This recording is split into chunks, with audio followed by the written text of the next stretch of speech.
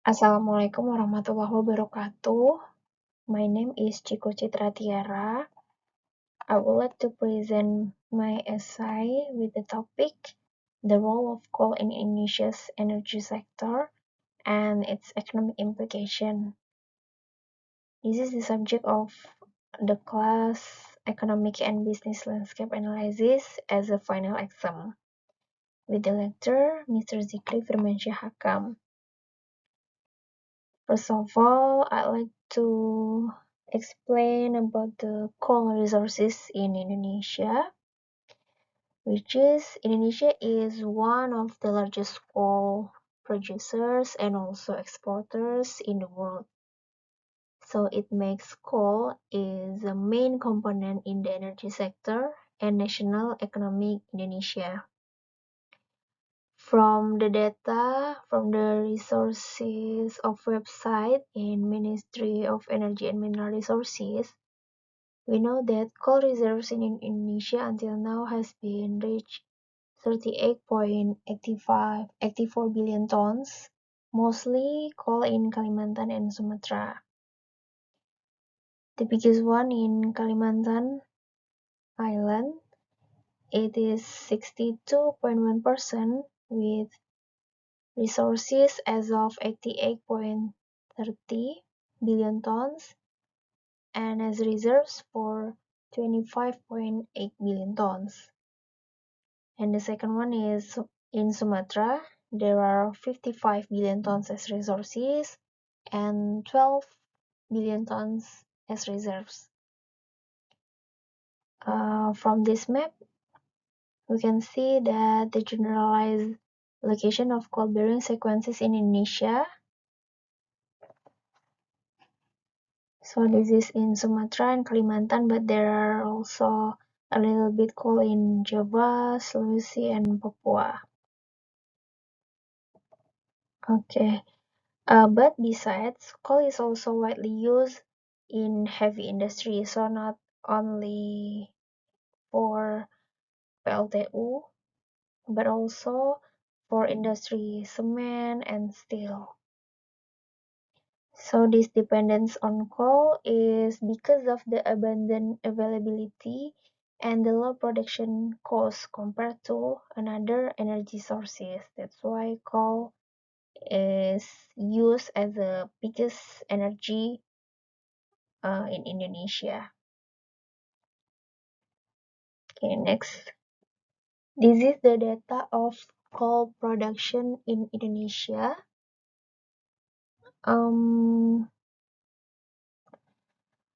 So from the steel source from Ministry of Energy website, the production of coal from 2020 until now, 2024. First in 2020, the production has been reached 500 million tons for the DMO 132 and for export 405. And then next year in 2021, it's increased until 614 million tons. For DMO, still in 133 million tons, and in export have been increased a little bit for 435 million tons.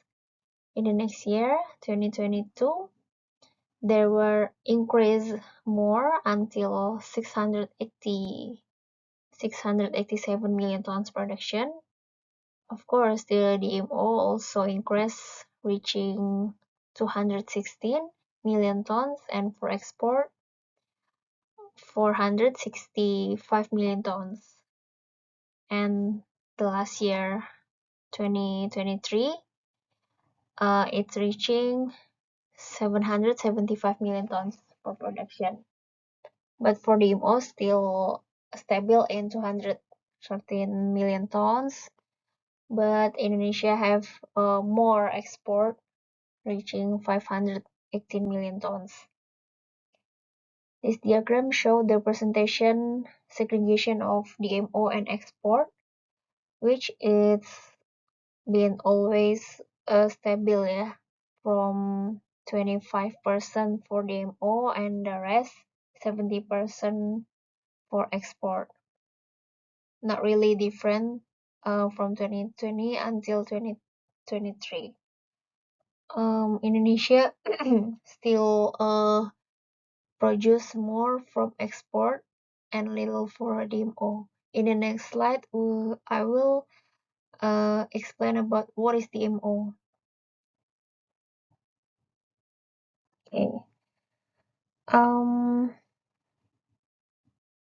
And in 2024, the government has set a coal production target of 710 million tons. By the way, the quality of Indonesian coal is various from lignite. It's the lowest calorie coal to bituminous coal. Bituminous coal is the highest calorie coal and produced in Indonesia. Nah, in 2024, it's been increased a lot until 700. It's because there are steam power plants or PLTU from the 35 gigawatt projects currently being completed. That's why coal production need to meet the needed of PLTU 35 gigawatt projects.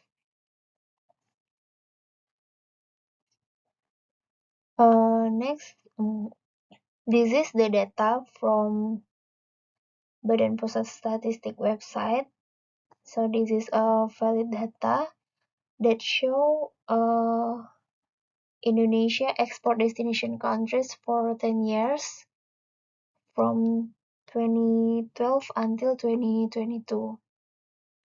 It can be seen that India, China, Japan, and South Korea are the largest export destination countries for Indonesia export of coal. So coal make a contribution to gross domestic income and also for export. Indonesia get a really much more income from export by coal compared to another energy.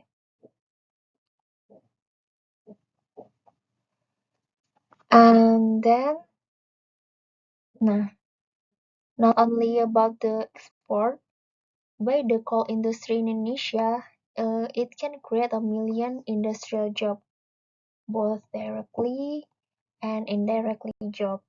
For example, for mining, in Indonesia there are on-state company and private company sector. There of course have hire many employee to work to execute the coal production activity for mining, and of course also logistic, and not only mining and logistic, power plant also require many employee. And then waste treatment, so after produce coal, there must be a waste and have to be treated as good for environment, and it is of course need many people, many human resources to execute. And then there are operator workshop to maintain the heavy equipment, all the things that need to be executed in coal industry. And also the health, safety, environment, that's a important point, have to be concerned in coal industry. And the last one is this is reclamation. So after done with coal production, the company must concern about the reclamation, like doing penanaman kembali or make it as a place for recreation, like what Bukit Asam have done in Sawalunto. Bukit Asam built a museum of coal and also in Tanjung Enim. So the area that have been done with uh, mining, it can be utilized again for another project like museum or uh, penanaman tumbuhan. Nah, and however, not only create million industrial job and make so much more export, but the dependence to the coal also have a significant economic risk, because fluctuation in coal price or in the global market can affect Indonesia's economic stability. We are really depend on the coal right now. So when coal prices fall, income from export decrease, which it can lead to deficit and reduce public spending. And the government have to think about the strategy to uh, avoid this risk.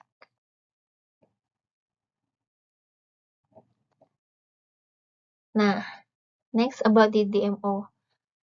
I already talked about DMO in the previous slide. So DMO is domestic market obligation. Basically, DMO is uh, a policy that make by government that important to implement it in Indonesia to ensure the domestic coal supplies are met. Nah, the main objective of this policy is to ensure the fulfillment of domestic coal needs in a sustainable manner to prevent an occurrence of coal scarcity in the country. Nah, so it's of course influence the coal industry very significant, both economically and strategically. For economic impact, DMO policy affect the income of coal company, because the coal company have to sell the coal production at a price lower than international market price. It is set to 70 US dollar per ton. That's why in the first slide we see that coal production in Indonesia sell more to export than DMO, because the income is can getting higher from export, but we still have to obey the policy of DMO, because this DMO policy needed to ensure the stability of domestic needed coal and the price.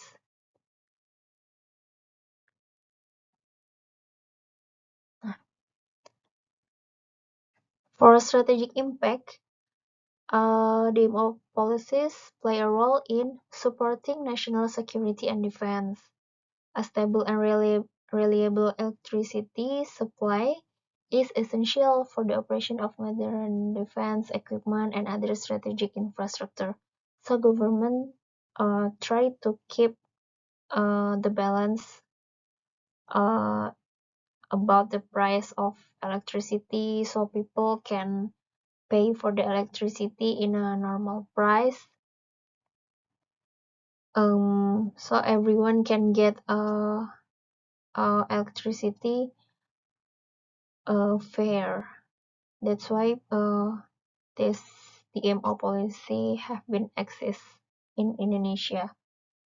Yeah, there will always be a positive side and negative side, but government need to think wider. Government cannot just satisfy one parties, not only satisfy the coal company, but also have to think about the people in as a wider. Um, so this DMO policy have some challenges,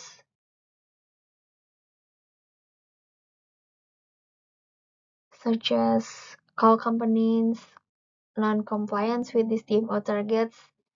That's clear because companies of coal think to sell export is can getting more income and benefit. And then sometimes the distribution problems also occur for the uh, coal selling. And of course, the weather condition also affect the coal production. When in heavy rain, it's also affect the coal production. For example, in heavy rain, the some or pit of the coal will get a more water, so it um, mengganggu ya the process of mining. So the process of mining will be delayed and the water need to be dry first. So after that, people can doing mining again.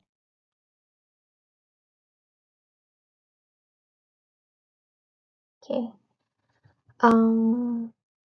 Yeah. However, implementation of DMO policies doesn't always run smoothly, and the challenge must be faced by the government and by the all of the sector of coal. And Indonesian government in 2022 ever banned coal export to foreign countries, so Indonesia can fulfill the coal supply. Yeah, sometimes government need to action more to clear this problem. The action was taken because Indonesia need to prevent an energy crisis in the local or in the country. About environmental and social challenge, there must be some problem because coal is come from nature, yeah, and we are do mining in nature. There will be some problem we have to face, like air pollution, which is coal make high carbon emission, and then land damage. The area that have been mined will make a big hole, and if the company didn't take a concern about it, it will be so dangerous for nature and for people. And also deforestation, some forests must be affected by the activity of mining. And the water pollution, which is it's come from the waste from mining. Yeah, if the company and the contractor and the all sector that include in mining activity, if they are not take the concern seriously, it will make the water pollution, and sometimes it's make a build damage. That's why the mine area is prohibited to the location near the people, like people life. People are not stay in the close area to the mining, and with the right policies, government and company have to utilize the resources efficiently. So we hope that uh, in the future we will can prepare for a cleaner and more stable for energy. Okay. Therefore, from this challenge and this problem, we come to the transition to renewable energy, which Indonesia has committed to reducing GHG emission by 26% in 2020 and up to 41% with international support.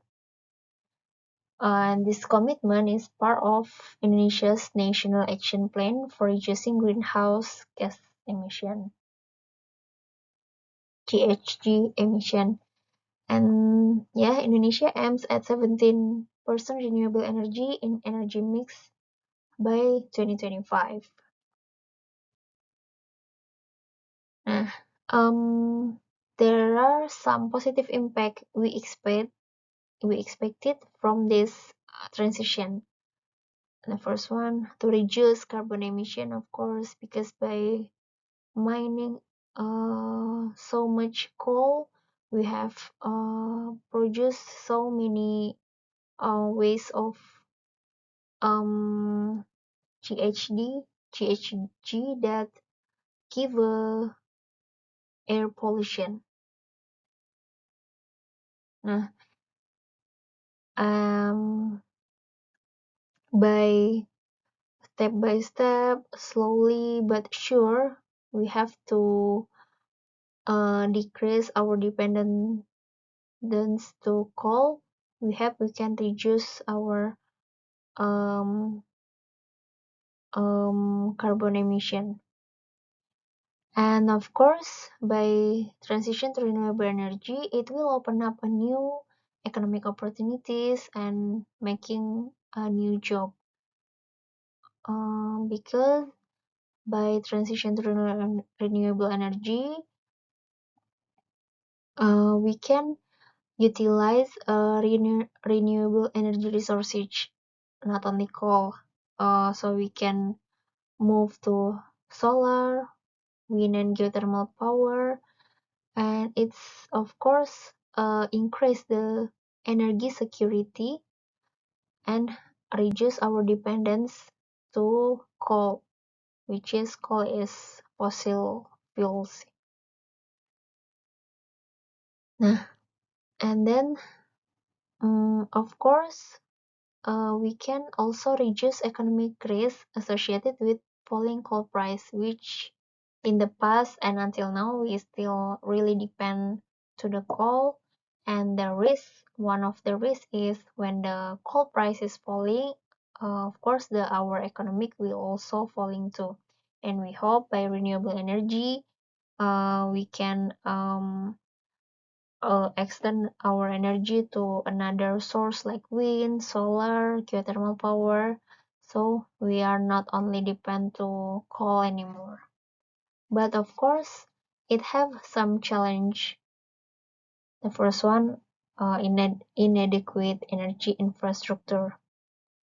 Yeah, because the development of renewable energy needs advanced infrastructure, and we need models to execute that. Nah, financial limitation for investment in technology. Yeah, government and everyone have to think and have to find the exact investor to help this transition become true. Yeah, And then the resistance from fossil fuel-based industry, because there have been so much PLTU that have energy from fossil fuel or coal have been existing in Indonesia. And of course, the developing knowledge for human resources. We need to do so much a brilliant human resources, and we need to do so much research to do innovation in transition in renewable energy, and therefore supportive policies and strong regulation from government are needed to encourage this investment in transition to renewable energy project. And the most important point also, the collaboration between government, the private sector, the BUMN, and the society. This is one of the key to successful of the transition of renewable energy. So in the end, a successful energy transition will strengthen Indonesia's position as a leader in renewable energy. We hope we can be a leader in not only local, national, but also in Southeast Asia region.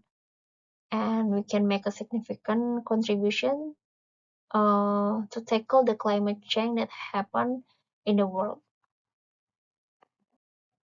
Okay, that's all about my presentation. Thank you. Assalamualaikum warahmatullahi wabarakatuh.